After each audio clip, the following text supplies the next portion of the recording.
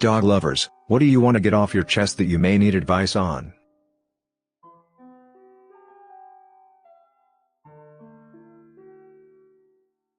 My 28 female dog growled at my niece, 3-year-old female, after she spent an entire evening harassing him. Now my brother, 31 and male, wants me to put the dog down. Hi everyone. I have fostered a multitude of dogs in my life, and dealt with a lot of behavioral problems: dog aggression, cat aggression, food aggression, separation anxiety, super high prey drives. I've seen it all, and I've certainly encountered my fair share of dogs who weren't safe around small children. So I feel extremely confident in saying my current 5-year-old lab mix is safe for kids. He's basically a gigantic teddy bear, and loves everyone. However, it's always been my personal philosophy that dogs, and any other animal, really, should never be left alone with young kids, even if it's the sweetest, most mild-mannered dog in the world. The kids don't understand when they're pushing the dog past its limits, and the dog cannot reasonably be expected to put up with being harassed long after it's signaled that it would like to be left alone. My niece has never been good with my dog.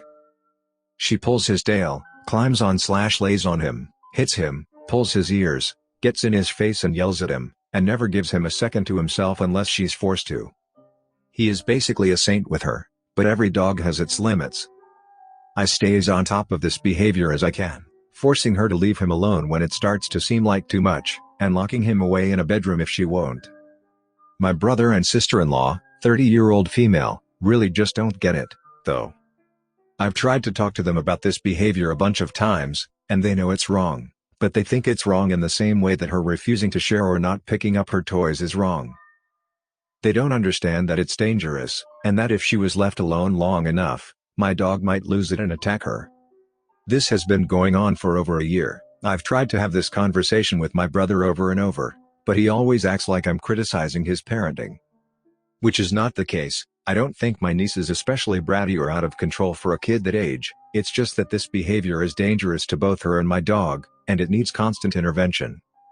The same way that a small kid playing with the stove isn't especially bratty, it's just especially dangerous, and needs to be curbed ASAP. I even tried having a dog trainer friend explain this to him, and he still didn't get it. I've tried to come up with excuses for why we can never meet at my house for our family hangouts, but I couldn't think of one the other day, and my brother and niece came over. I was cooking dinner and not paying enough attention to make sure my dog was okay, which was absolutely my fault, and I accept responsibility. I asked my brother a few times to keep her away from my dog, but he kept saying she was fine. I did move my niece away from him a few times, but I wasn't vigilant enough, and my dog ended up getting to the end of his rope and growling at my niece. I immediately grabbed my dog and brought him into my bedroom. I did not punish him at all. Frankly, I'm glad that he signaled loud and clear that he was uncomfortable. I would never want to discourage him from doing that, because then next time, he'd skip the growling and go straight to attacking. I came out of the room, ready to talk to my brother about how this is what I've been talking about. But he was furious, yelled that my dog is a menace who should be put down, and left. I completely understood his reaction. That's his daughter, and he was afraid for her, and nothing else mattered to him. But he hasn't calmed down at all since this happened, and won't talk to me except to say my dog needs to be put down, and he won't be speaking to me until it's done. He's also tried to involve our parents, who said they will absolutely not be getting involved. They know my niece's behavior with my dog has been a problem in the past. I have not heard from my sister-in-law at all, which makes me think she might agree with me. Knowing her personality type, I don't really think she'd sit out a fight like this if she thought my dog was dangerous. The way I see it, this is solely my fault and my brother's fault. I shouldn't have allowed my niece to harass my dog. I knew what could happen, and I was more concerned about how upset my brother got when I tried to bring it up, than I was about my niece's safety. I should have just said my niece wasn't allowed around my dog until she got a bit older, and dealt with whatever fallout there was within my family. Similarly, my brother should have kept a better eye on his kid, and not been so defensive when I tried to explain the problem. My dog, on the other hand, put up with being harassed for over a year, and when he was finally pushed to his limits, signaled very loudly, and harmlessly, that he needed to be removed from the situation. He is not dangerous, and I will not put him down. My brother is now saying that the entire family has sided with the dog over his child, which is not the case. It's just that there are lots of other solutions to this problem. I am perfectly happy to crate my dog when they come over, or leave him in another room, or just never have them over again and hang out somewhere else. There's no reason for my niece to ever see my dog again, and I'd be happy to talk over a solution with him. It's just that he won't talk to me at all, and I don't know what to do. Should I give him more time to cool off? Should I go over to his house and try to talk? I don't want to ruin this relationship. We are very close, but I'm just not putting my dog down over this. TLDR, after a year of warnings and my brother refusing to do anything about it, my dog got fed up and growled at my niece. Now he wants my dog put down, and won't talk to me until I do it. Update. I really appreciate all the people who took the time to give me advice on how to handle my brother. This update is kind of a mixed bag. My family has been having dinner together one night a week since the pandemic started, usually at my parents' house. This week, I thought my brother and his family would sit it out, and it would just be me and my parents. But my sister-in-law showed up, without my brother or niece. She said she absolutely did not want to discuss what happened, so we didn't. But I can't imagine how pissed she must be at my brother, to openly go against him so she could attend a dinner with her in-laws. So that's good. Since dinner went well and we all had a good time, I decided to send my brother a text this morning to try to make amends. The text I sent. Hey bud. We missed you and, niece, at dinner last night. I was hoping you'd come by so we could talk about what happened with, niece, and, dog. I understand why you're upset and I'm really sorry that, niece, was scared. You know how much I love, niece, and I'd never want anything bad to happen to her. I absolutely won't put, dog, down though. He's not dangerous, it's just that he can't talk, so he growled to communicate that he wanted, niece, to leave him alone. He's a family member to me, I can't put him down. Especially when he didn't do anything wrong. But there's lots of other solutions we can work out to keep, niece, safe. I'm totally fine if no one in your family ever wants to see, dog, again. Or if you want, we can talk with, dog trainer friend, to trying to figure something out that keeps everyone safe. You know, I think you're a great dad and doing an awesome job with, niece, but I really think she would benefit from understanding how to treat animals. The next dog she meets might not be as relaxed as mine, and she could really get hurt. We can work on teaching her together. Do you want to meet for dinner next week? I can come to you and we can get takeout from, restaurant. I miss you. The text I got back.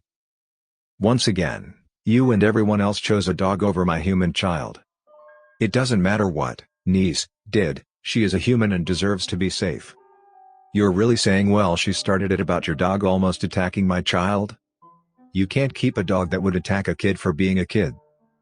And I can't believe you're talking about the next time, niece, meets a dog. What about the next time your dog meets a kid? The next parent won't be so understanding, OP, they'll call animal control and demand he be put down on the spot. No, we can't meet for dinner like nothing happened. And my response? Sorry you feel that way. Please let me know when you're ready to talk about it. I'll be here. I know a lot of you think my brother is a dick, and just hearing about this one incident, I would too. But I really think every single one of us would come off as a dick if someone shared a story, asking for advice about the biggest a-hole thing we've ever done. Everyone has their good and bad qualities, everyone is sometimes a chore to be around, and I love my brother. I don't want to fight with him and I'm disappointed he's determined to drag this out. I know a lot of you wanted me to just ignore him until he stopped acting like a jackass, or cut him out altogether, but that's just not realistic for me and our relationship, and it's not something I want. I do think my sister-in-law is eventually just going to make him talk to me, so hopefully this won't drag on for too much longer, but I'm just really sad about the whole thing. I've done all I can do, though. My sister-in-law and I have plans to go hiking this weekend. TLDR, sister-in-law and I are fine, brother still being a jackass. Husband bullying teenage pet sitter. So in the last couple weeks I have seen a new and entirely unpleasant side to my husband after the death of our dog, and I'm not entirely sure how to move forward. For starters, we're both 34, started dating in college, married for almost 9 years now. 10 years ago we got a dog, a 1-year-old Great Dane, I'll just call her Molly. Molly was the first pet for both of us and we absolutely adored her. A couple years ago her health started to decline, as she was getting old. And in the last couple months she definitely was on a downslide.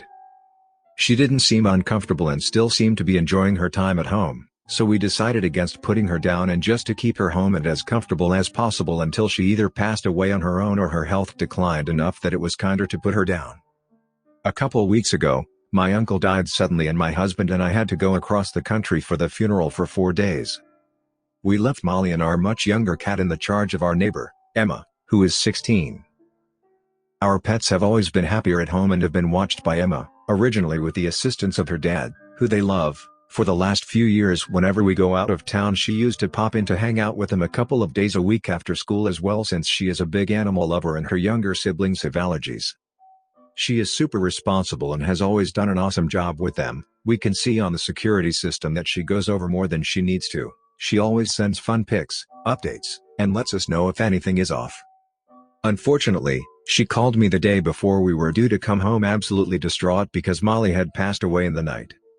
My husband and I of course were very upset as well. I feel bad that we weren't around when she passed and also awful that Emma had to go through that experience. But it's not in any way Emma's fault. The vet confirmed that she was simply old. We were semi-expecting it, and we wouldn't have left town if there hadn't been a funeral. I texted Emma, and her mother to ask her to reiterate the message, that we didn't blame her, we were sorry she had to handle that. Her dad also went above and beyond in taking Molly's body to the vet for us, and to please take care of herself and not feel bad. I paid her extra when we got home, apologized, gave her a hug and her dad some alcohol, and told her she was still welcome to come over to visit the cat whenever she was feeling up to it. And I thought that was the end of it and I should give it some time. I just got a phone call from Molly's mother on Monday and apparently my husband has been bullying this poor girl ever since.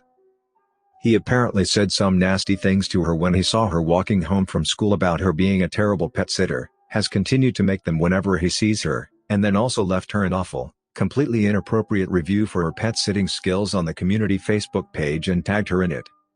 I'm horrified.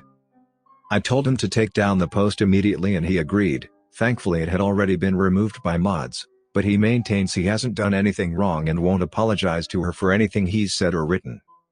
I mean there were curse words, extreme insults of her character, just completely awful things to say to a child. Molly was his baby and I understand he's upset. I've cut him slack for being quiet and a little rude to me around the house this week, but I don't think grief is an excuse to act how he's acting. He's always been a gentle guy around me and we rarely fight, so to see him refer to a teenage girl we were once quite close with as a little bitch on a public forum was very shocking. Like I don't even know him. We had a big blowout fight over this that basically ended with him saying I wasn't respecting his grief and storming out of the house. We haven't really talked since as I also wanted to calm myself and strategize. I've apologized profusely to Emma and her parents, but I don't think those relationships are salvageable. I'm embarrassed to look any of our neighbors in the eye, and I feel awful about what Emma must be going through. I don't know how or if I can get through this with my husband. We were discussing me going off birth control after the new year and trying for a baby, but I have a hard time picturing him as a father now. I've been sitting on this for a few days now and my feelings have only gotten worse. Thanks in advance for advice.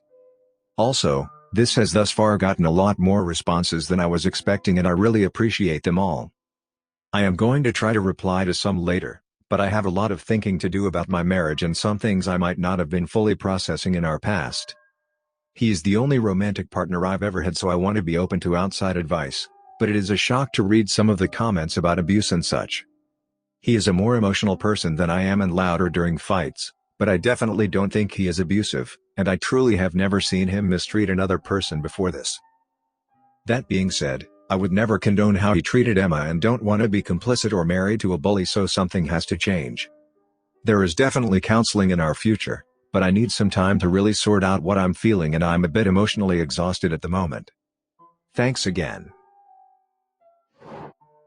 I think my 25 years old male twin brother killed our sister's 22 puppy by feeding the puppy alcohol on purpose.